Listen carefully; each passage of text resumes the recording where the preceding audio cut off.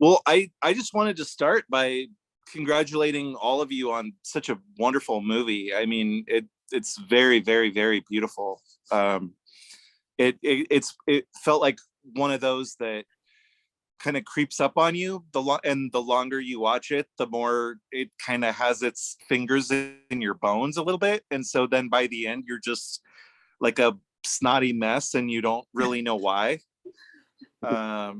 Or at least that was, how I took it. Anyway, was that kind of your intention upon creating it, or what was your initial, what was the seed for this film?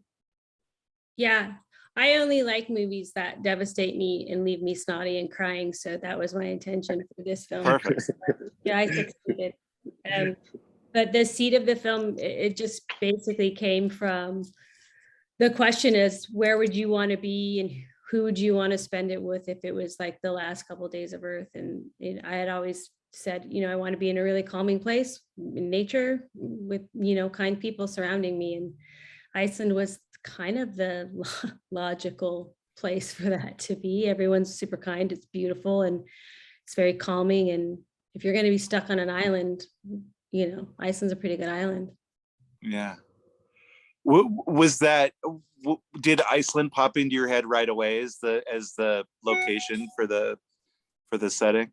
Yeah, I mean, I had been to Iceland a few times and I was part of the Reykjavik talent lab there, and I knew I wanted to make a movie there, and I didn't know what movie it was going to be or when it was going to be. And when I started writing this, logistically you go, oh, I don't have any money. Where can I make this for very cheaply? Iceland is not cheap. So I didn't really have it like as an option. I think originally Todd and I were all talking about Idaho, because Idaho is fairly cheap and we could shoot it in the woods somewhere and kind of alter the story. But the more I thought about it, and kind of really going back to that question of who would you want to be surrounded by, I've always had a really great experience whenever I went to Iceland, and the people there were really offered me that kind of kindness and comfort. So I just was like, well, if you're stranded in like the United States, you could easily leave where you were going. You could easily like go to a different state, or you could drive further out and really be isolated and not be around anyone, or you'd be stuck in a city and it would be really chaotic, and those didn't lend well to the story. And so I really wanted us to be stuck on an island, and Iceland was the place that I really wanted. It has beautiful light. It's beautiful light to shoot in. And so I think Todd can agree with me on that. Like the lighting is really gorgeous. And so, yeah, we were lucky. It was a good choice for that. Did it being in Todd being in a place that naturally beautiful, did it help you as a cinematographer to kind of inspire you in ways to light and shoot?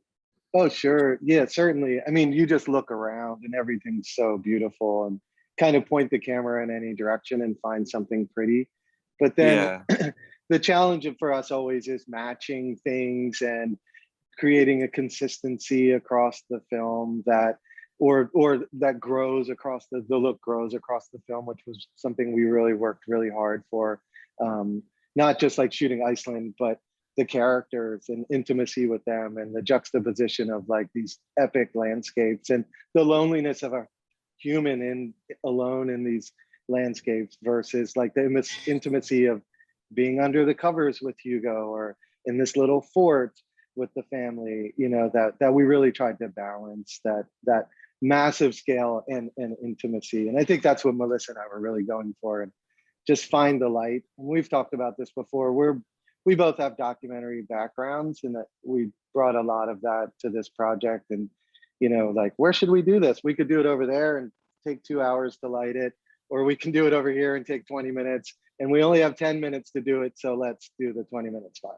It was kind of how it worked. And I think it worked well. It's incredibly gorgeous. Every frame of the film it's very, the dichotomy between like the intimate and the epic kind of is almost in every frame, where I don't know, it just felt like everything was either right inside of a feeling or a thought, or something that gave us this, I don't know, this giant, beautiful, almost overwhelmingly beautiful background.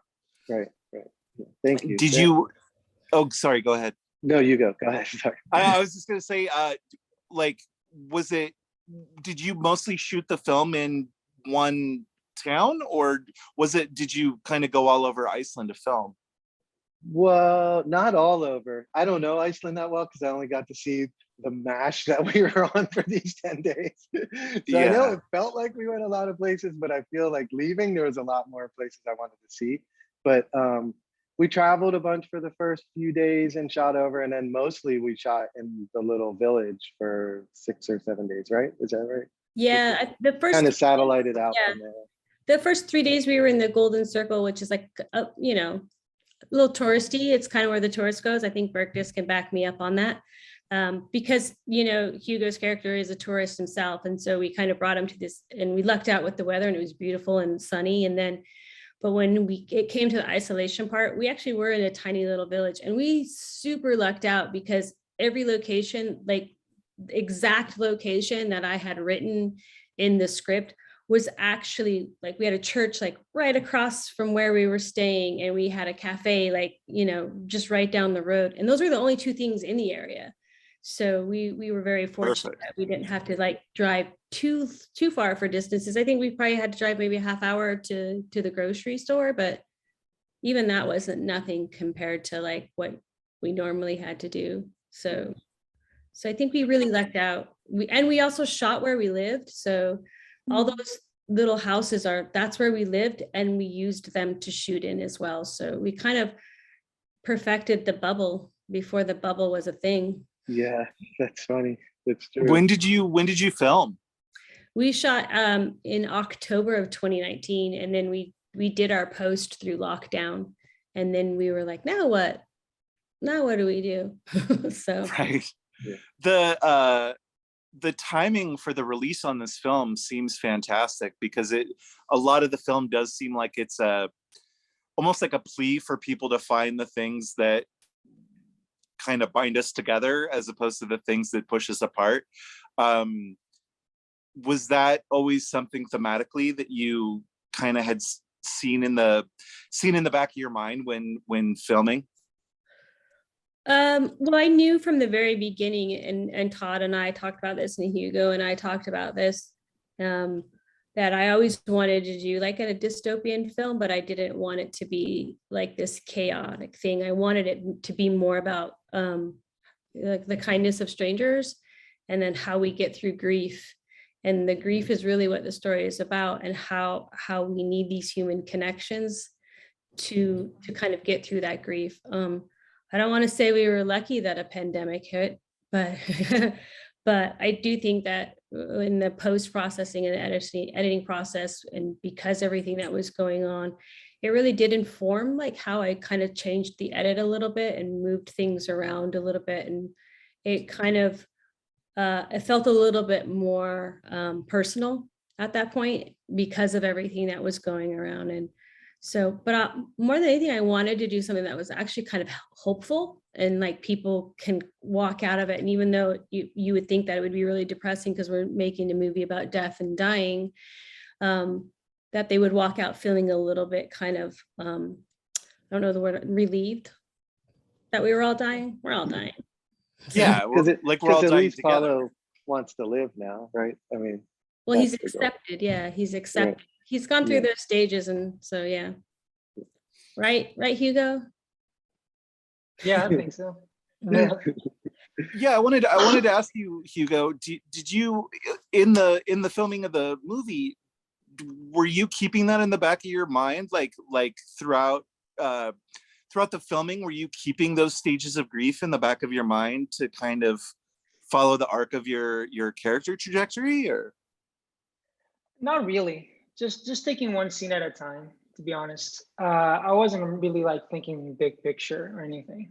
I was kind of like trusting Melissa to like, manage that and like make sure like, I was just like, every scene is its own like little thing that I need to worry about. This guy was really reserved and shy. So every scene, even though there's not a lot of plot in the film, every scene is like trying to, it doesn't really have the tools to like connect with someone else. And so every scene I was just trying to, manage, navigate that and try to connect, make the other person feel better and like also feel better in the process. But I wasn't thinking like big picture or anything. Okay. Did you, was there any of the scenes that felt kind of more heavy for you to do? Because I noticed watching the movie that you're kind of kept in such a state of like I loved those scenes, the scenes of you trying to breathe at night and just kind of find your breath and not panic while lying there felt so powerful to me, because nobody takes the time, especially in end of the world movies, to show someone alone dealing with that kind of anxiety of knowing that death is coming. Were there moments filming the movie that you felt like kind of hit you harder while you were doing it, like that affected you personally more emotionally?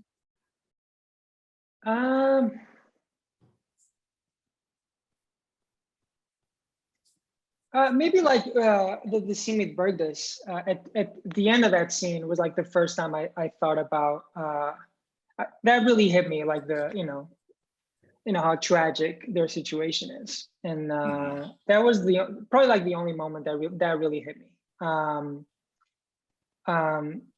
Not with that, those shots of me like lying in bed, those are more technical than it's not like I'm lying there like thinking about the end of the world and like feeling crushed by it, those end up being more technical than anything else. But the scene with Burgess was probably like the scene that hit me harder, and like interacting with the kid, that's when you really feel it. You're like, oh shit.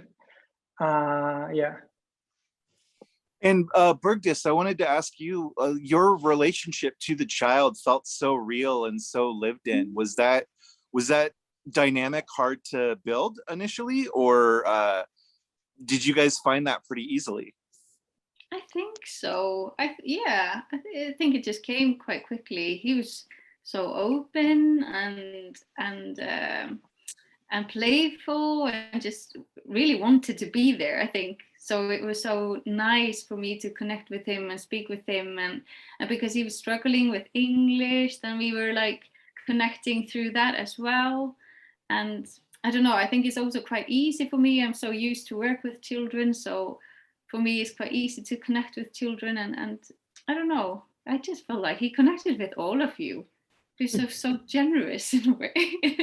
It's an amazing child performance. Like he absolutely just feels in every moment completely. Yeah, and he was.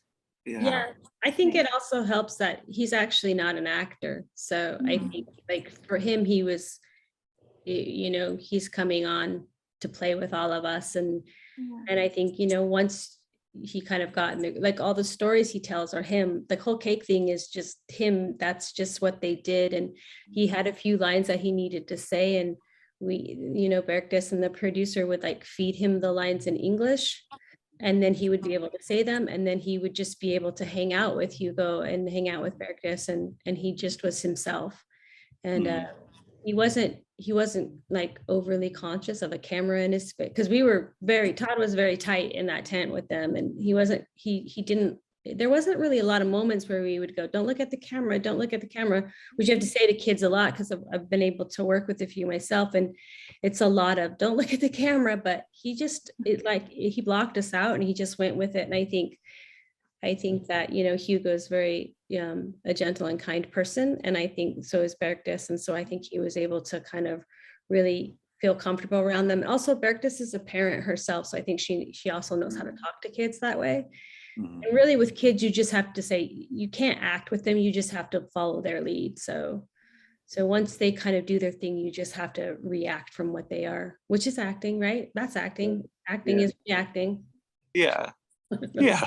So it made me think of, though, like when you were mentioning those intimate moments with like Hugo breathing and stuff like that, like ironically, those were some of our I had fun the whole time, but like sometimes what is happening in front of the camera and what's happening like in the room are completely incongruent, because we were having so much fun. Those are like our nights, like after we do our shoot and we go back, like our schedule, and we've fallen behind probably if Brendan was here. And then we go back to like, because we were living on our set, so we would go back and we were like, oh, we got to pick up these shots of Hugo, we got to pick up this like happy birthday thing. And so we would just work really slowly and have fun and talk through filmmaking like on a high level, right? I mean, that was like a camp for us. So yeah, some we of were those like in our pajamas and like yeah, like some of those super intimate moments that are really poignant on screen, ironically we were like smiling between all the takes and like having a good time and really just discussing the process as we were doing it, which made the experience so fun, you know. Yeah, You don't always have that kind of time. You don't usually have that kind of time to like have that kind of fun, you know. And how many days was the shoot over total? 10. Okay, wow, that's amazing. Yeah, I mean, we knew it was going to happen, and we kind of all prepared for it. We prepared for the weather. We prepared that we were going to have to do multiple jobs, and we just did a lot of our pre-production super tight, so that when it came time to shooting, that there wasn't a lot of time that was wasted. And I think just being uber prepared on our part, Todd and I's part, made it a hopeful easier for the actors, for them to be prepared, because poor Hugo, he didn't actually really have time to hang out with the other actors. They would drive the 3 hours from Reykjavik, and they would shoot their scene, and then they would leave the next day, and then another one would come in. And so I don't really think that he had as much opportunity as I would have liked to have given him to really kind of build more relationships with these people. But in a way it works better, because in the story he's not supposed to really have relationships with them. They're brief moments that he needs at that time, and they're in and out of his life. So it almost worked to benefit that he didn't get to hang out with anybody but, you know, me and Todd and Lila. Right. Think of us. But I think it was important though, because Hugo's alone on camera so much, that we connected authentically, like that our little posse like connected really authentically, because it was really just us, the four of us, so much, you know. I think the only actor that was actually there for 2 days, I think, was actually Bergdis. I think she was there full 2 nights. Because of having a kid on set, we had to like really break that one scene up into 2 days and allow them to get the stuff with the kid out of the way, and then to really focus one day on just that scene for them. Because and, you know, for me it was a pivotal scene, and I think, you know, we knew it was going to be technically a little bit weird and having to film in a tent. And right. So we just wanted to make sure that they had enough, or I wanted to make sure that they had enough time to really take their time to get to where they both needed to go for that scene. I think it worked. I think at one point, I think we all were crying at one point. I know Todd and I cried. I wasn't crying. It was emotional, and I was super impressed with both of them, and I was super impressed with Hugo, because at that point I don't know Hugo, you know, where he was like emotionally. So I'm pretty sure he's pretty exhausted, and that kind of helped do it. But it was like my stress was the day where I think we might have all been the most stressed, because it was also towards the end of our shoot. So we were all pretty like, is this gonna work? Is this not gonna work? Do they have enough time to like really like rehearse or anything like that? But they did, and they did an amazing job, and I'm very proud of them. I'm proud. It's a beautiful scene. It's an incredible scene. Yeah, that was the scene in the schedule that I was like, you know, I'm not gonna think about this until the very last second. Yeah, it was fun to shoot. It wasn't, you know, we tend to look at those scenes like it's like the actors are going through like this, and I mean, in a way you are, but also like you're having fun, I think. And we were exhausted, but in a good way at the end, I think. Did you feel like only getting to meet the other actors for that short period of time really helps inform your performance in those scenes? Yeah, I mean, it worked out that way, and it made the movie what it is. It kind of made it fun, actually, because every day like would be a different interaction, a different person, and yeah, it made it fun for me. I think that every day was like a different challenge. Yeah. Yeah. And Bergdis, is having children yourself, did that help inform your performance with looking at, having a child and it being the end of the world and trying to protect them? Like, how much did that help you in your performance? I think it helped a lot in many ways. Yeah, absolutely. Yeah. I think your relationship just seemed so beautiful and so like calming and peaceful, which you don't see that a lot, especially in end of the world movies. It was very, very beautiful. Yeah. What were some of the challenges for you, because you only had a couple days for your performance? What were some of the challenges, because your character feels so lived in, yet we're only seeing part of you towards the very end of your stories. So, what were some of the challenges for you in creating such a three-dimensional character? Oh, I don't know. The challenges were maybe no, I don't know. We felt, because I think she feels really close to me in so many ways. So maybe that was actually a challenge, because she feels really close to me, but I still really wanted it to keep it that way, I think. But of course, there is always a challenge when it's such a short time and all that. I think that's always a big challenge, but it also can be beneficial in some ways. That means that you just kind of, I don't know, you maybe take the risk, or you give yourself just completely, and you kind of let go of anything else. You just, like, if you have any ideas or something, you just allow yourself to be there and be in the moment more, I think. But yeah, but she really feels close to me. And I think, Melissa, I was trying to remind myself of, like, when you spoke with me, that you actually said that you felt, I don't know, that we felt quite similar or something. Yeah, when Mothers and such, but yeah. Yeah, I mean, I knew when I wanted to cast this role that my preference was, I actually did want to cast a mother, because I felt that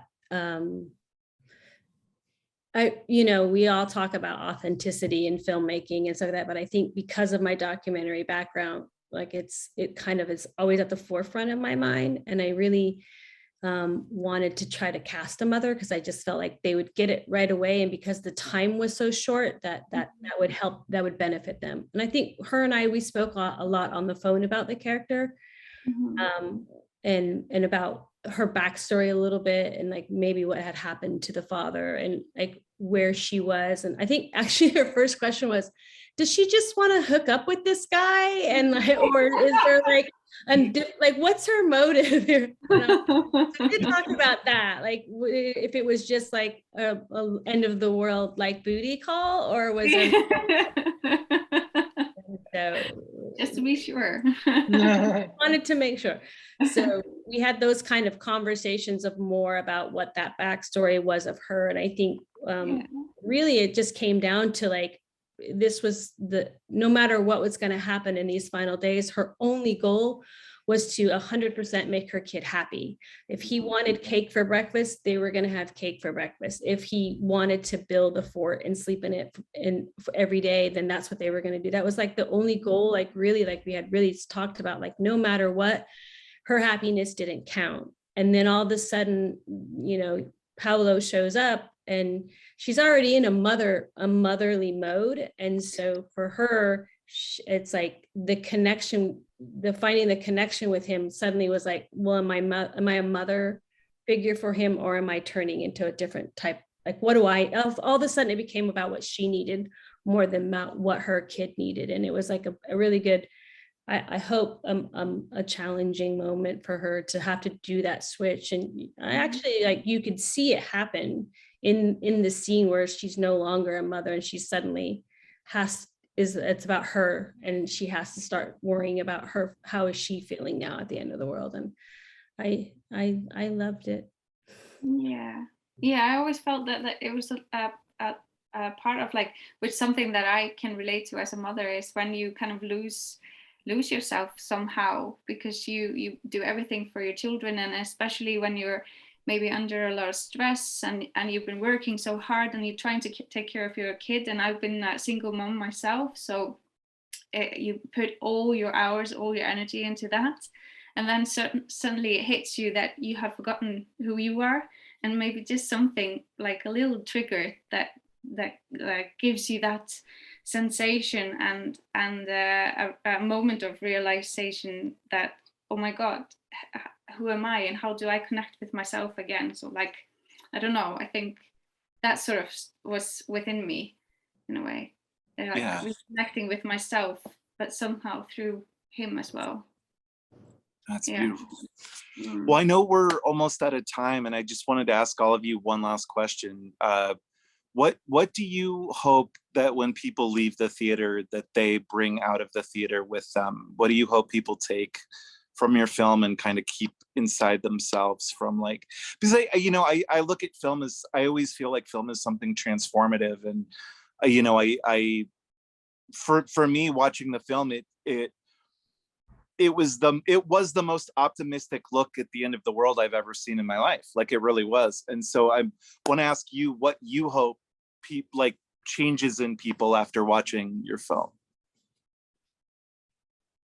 I just hope everyone leaves a snotty mess. I think they will. For sure. I had a couple of people reaching out to me after screening somewhere, and they were like, everyone kind of like stumbled outside and were like, they wanted to hug each other and stuff. And I was like, oh, that's not too bad. That can happen. That's what I was going to say. Something like, if someone's motivated to make that phone call, reach out to someone that they care about, like, not let these moments pass by. Like, we can help some way. I agree. It's good timing. We've all been through quite a year, I think it would be really lovely if people walked out of the theater and if they saw somebody alone, that maybe they might approach them and ask them, hi, who are you? How are you? Right. I don't know. Is your name Paulo? You can start with there as a new introduction. Yeah. Like, walk up to people that are alone and say, are you Paulo? And this is the new, like, I'm here for you. It's the new I'm here for you. I love you. I love it. How about you, Bergdis? What do you hope people take away? Yeah, I think that's the same for me. If I can say, one of my favorite scenes in the whole film, apart from all of them, but one is when they are all together singing, and they're singing this Icelandic song that I know so well. But at that moment, I started crying so hard and that's something, I don't know, for me, it's so Icelandic, and how you managed to like make this film so Icelandic is just beyond me. I don't understand how you did it, but at moment, like, because for Icelanders, coming together and sing is all about like the connection and just being together. So I don't know if that's something that people live with, this exactly this, like approaching each other or just singing together somehow. I love that. Yeah. Well, the one moment that I did cry on set was one of the many, to be honest, was when Bergdis was singing that lullaby that in the tent. Like, oh my God, it's stuck in my heart still. It's so amazing. Yeah.